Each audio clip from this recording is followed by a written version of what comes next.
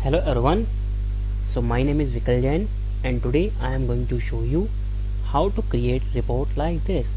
See, here we have group, here we have subgroups, here we have major group. See, this is cool. So we have finance department, here we have total, here we have marketing department, here we have total, here we have payroll department, here we have total, here we have sales department, here we have total, and here we have grand total. So let's create. So here we have raw example. So for this kind of report you need to use subtotal in Excel. So how you can do that? Okay, see, before creating subtotal in Excel you need to list down on which base you want to group your report. See, here we have group on department base. I have sorted out my all departments, then I have created a groups. So I'm going to sort my department.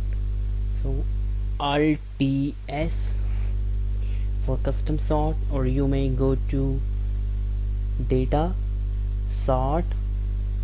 So I'm sorting through department.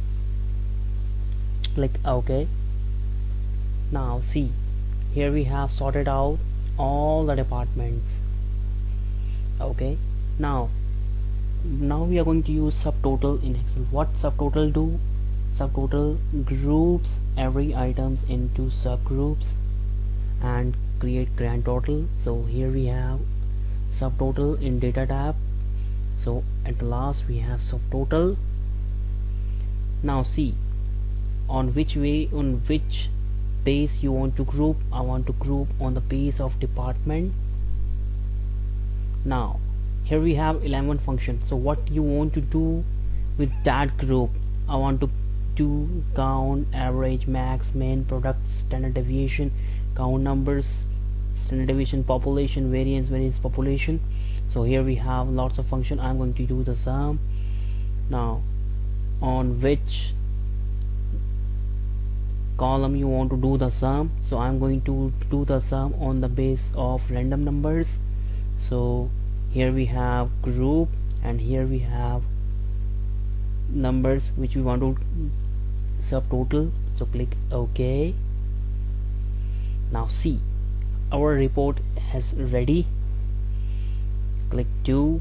So here we have subtotal, grand total, 3, full report, and 1. Only the grand total we have. So keep enjoying and keep learning.